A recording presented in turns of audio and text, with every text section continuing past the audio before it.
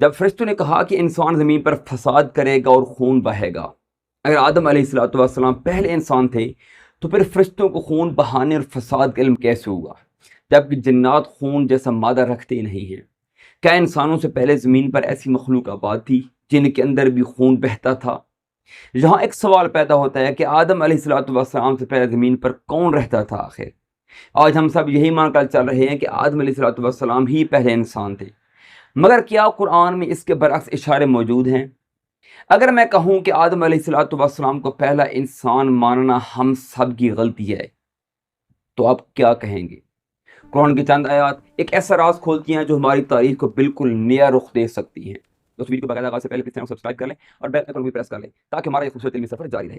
سورہ آل عمران سورہ نمبر 3 آیت نمبر 59 کے مفہوم کے مطابق عیسیٰ علیہ السلام کی پیدائش آدم علیہ السلام کی مثال ہے کہ آدم علیہ السلام کو پہلے مٹی سے تخلیق کیا گیا، پھر اللہ نے فرمایا کون کہ ہو جا تو وہ ہو گیا، مطلب فیکون۔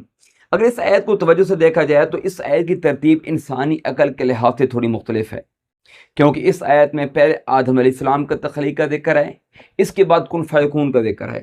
حالانکہ عقلی ترتیب سے پہلے کن فیکون کا ذکر ہونا چاہیے تھا، بعد میں آدم علیہ السلام کی مٹی سے تخلیق ہونے کا چاہیے تھی۔ جہاں بعض علماء نے کن فیکون سے مراد آدم علیہ السلام کو عقل و شعور عطا کرنا مراد لی ہے، ان کے اندر اللہ تعالیٰ کے دی ہوئی روشنی کے مطابق خیر و شر کی سمجھ اور اللہ کی ذات کی پہچان ہونا مراد لیا ہے۔ یہ وہ بنیادی فرق ہے جو ایک انسان کو جانور سے اور حیوانی زندگی سے الگ بناتا ہے۔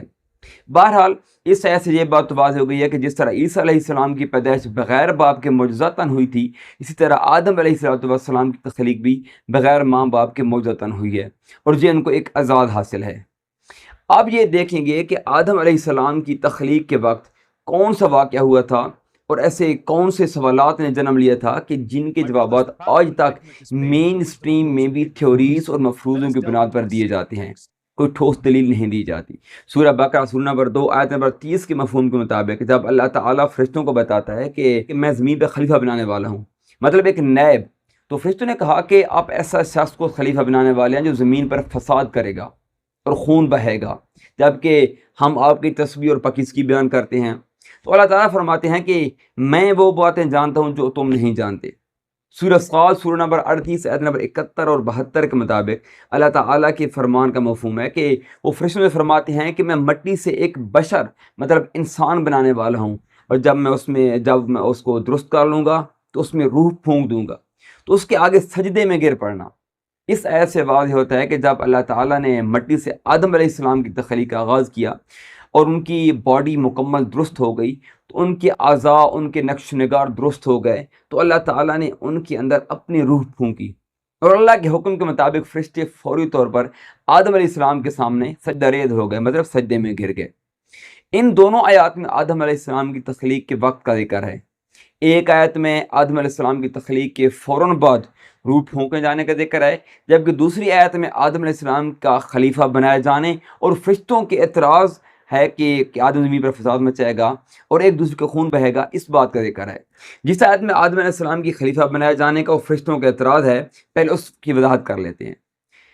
لفظ خلیفہ کا لغوی معنی بعد میں آنے والا یا جانشین کا بنتا ہے، جبکہ اصطلاحی معنوں میں خلیفہ سے مراد وہ شخصیت جو اللہ تعالیٰ کی طرف سے زمین پر اللہ تعالیٰ کے نمائندہ کے طور پر مامور ہو اور زمین پر عدل و انصاف اور اللہ کے قانون اور ہدایت کے نظام کو قائم کرے اور لوگوں کے درمیان اللہ تعالیٰ کے احکام کے مطابق فیصلے کرے۔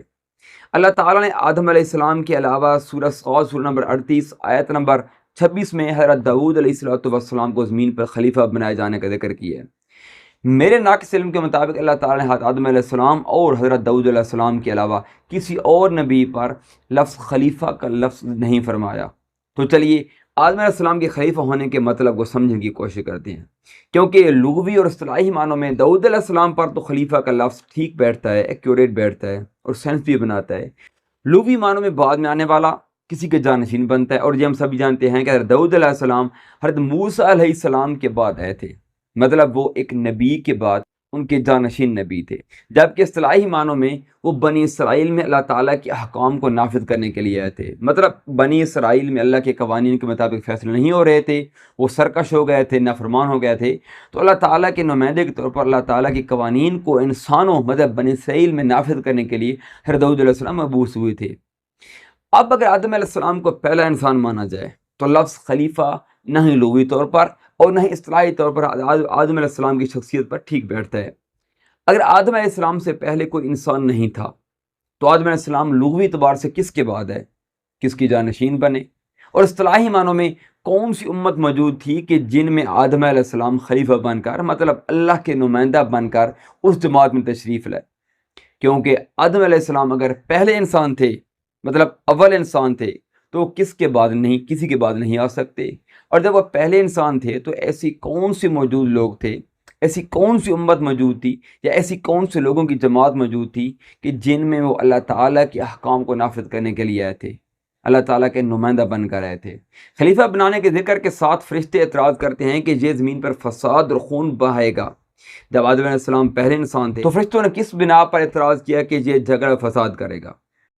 یہاں فرشتوں کے اعتراض سے ایک اشارہ ملتا ہے کہ انسانوں سے پہلے کوئی ایسی مخلوق موجود تھی کہ جن کو دیکھ کر فرشتوں نے یہ قیاس کیا کہ آدم علیہ السلام انہی کی طرح زمین پر فساد اور خون بہے گا۔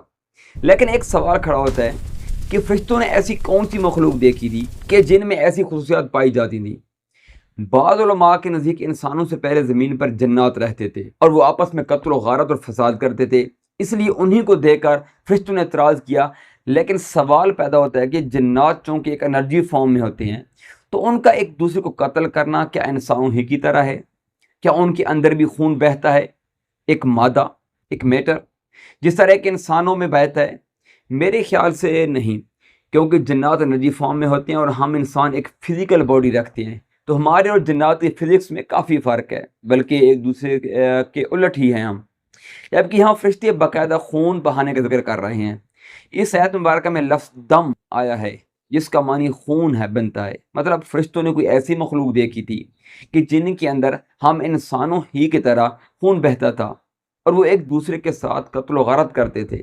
بعض علماء کے نزدیک فرشتوں کو اللہ تعالیٰ نے انسانوں کے بارے میں بتا دیا تھا کہ ان کو فری ول حاصل ہوگی، اس لیے فرشتوں نے کہا کہ انسان فساد اور خون ریزی اختیار کرے گا۔ یہ تھیوری بھی کمزور ہے، کیونکہ فرشتوں کو کیسے پتہ کہ انسان خون ریزی ہی چنے گا؟ کئی علماء کے نزدیک چونکہ سب کچھ لوح محفوظ میں لکھا جا چکا تھا تو فرشتوں نے وہاں دیکھ لیا تھا۔ یہ بھی ایک تھیوری ہی ہے، کیونکہ اس کے بارے میں کسی قسم کا اتھینٹک حوالہ موجود نہیں ہے۔ اگر بالفرض انہوں نے لوح محفوظ میں دیکھ بھی لیا تھا تو ساتھ میں انبیاء اور اللہ تعالیٰ کے نیک لوگوں کے بارے میں بھی لکھا ہوا تھا، تو فرشتوں کے اعتراض میں صرف خون ریزی اور فساد کا ذکر ہوتا ہے، یہ سینس نہیں بناتا۔ اس کے علاوہ فرشتوں کے اس اعتراض کے بارے میں کئی تھیوریز پیش کی گئی ہیں۔ بہرحال تمام تھیوریز میں کوئی نہ کوئی خامی موجود ہے۔ ان تمام تھیوریز میں خامی اور کمی اس لیے موجود ہے کہ ہم سب یہی مان کر چل رہے ہیں کہ آدم علیہ السلام ہی اس زمین پر پہلے انسان تھے۔ اور اگر میں کہوں کہ قرآن ہی سے ہمیں اشارے ملتے ہیں آدم علیہ السلام سے پہلے بھی زمین پر انسان نما جاندار موجود تھے، تو آپ کا کیا رد عمل ہوگا؟ دوستو، اس سیریز کی اگلی ویڈیو میں انشاءاللہ فرشتوں کے اعتراضات اور ان تھیوریز میں موجود لوپ ہولز کو قرآن ہی کی روح سے دیکھنے کی کوشش کریں گے۔ پلیز ویڈیو کو لائک اور شیئر کیجیے تاکہ یہ معلومات دوسرے لوگوں تک بھی بآسانی پہنچ سکے۔ شکریہ۔